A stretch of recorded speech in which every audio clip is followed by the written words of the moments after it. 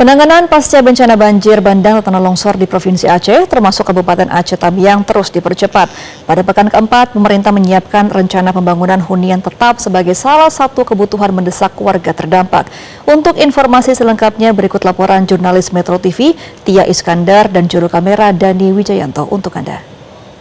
Pemirsa, hunian masih menjadi kebutuhan mendesak di Kabupaten Aceh Tamiang pasca bencana banjir bandang dan juga tanah longsor yang melanda pada akhir November lalu.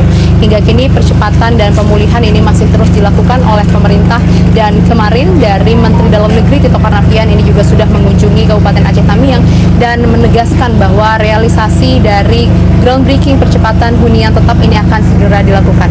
Dan untuk mengetahui bagaimana kelanjutannya, sudah bersama kami ada Wakil Gubernur Provinsi Aceh, Pak Padullah. Assalamualaikum Pak, selamat siang Pak.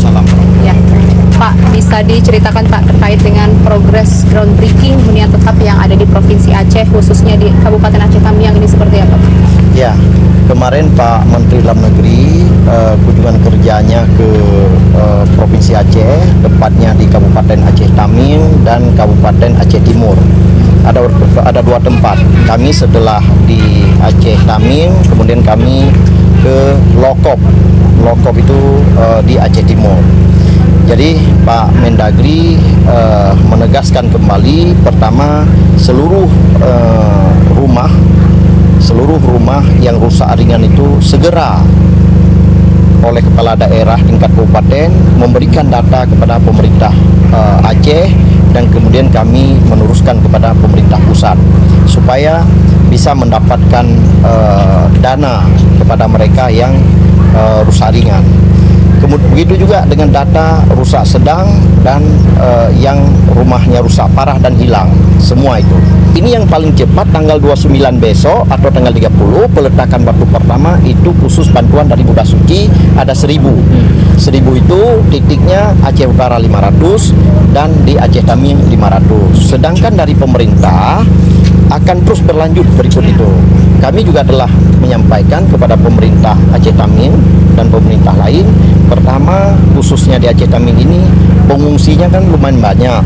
Nah, agar mencari titik-titik lokasi agar kita membangun hunian sementara untuk mereka pengungsi, di samping kita menyiapkan pembangunan untuk rumah selamanya buat mereka. Apa saja yang masih menjadi fokus dari pemerintah Aceh saat ini untuk menangani bencana yang terjadi? Ya, pertama sekali adalah pembersihan. Kita tahu bahwa di Aceh Tamiang ini sudah sekian lama, tetapi jangankan masuk ke pedalaman, di pinggir jalan saja masih sangat kotor dengan penuh dengan lumpur. Kami fokusnya adalah pembersihan. Pertama, pembersihannya adalah instansi pemerintahan, kantor-kantor pemerintahan.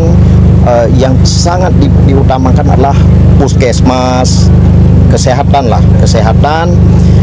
dan yang lainnya, kantor camat, kan yang di sini terendam semua. Jadi mereka nanti setelah ini pemulihan, mereka kan harus ngurus-ngurus surat, semuanya, KTP dan yang lainnya juga.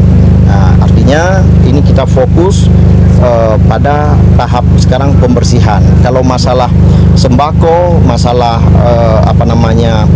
kebutuhan itu terus dipasok.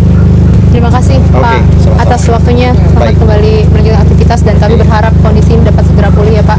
Dan juga pemerintah pusat dapat bersinergi bersama dengan provinsi dan juga daerah untuk mengembalikan keadaan di Provinsi Aceh. Terima kasih Pak. Sama-sama. Demikian pemirsa tadi perbicaraan kami dengan Wakil Gubernur Provinsi Aceh yang menyatakan bahwa hingga saat ini proses pemulihan percepatan ini tengah dikejar oleh pemerintah.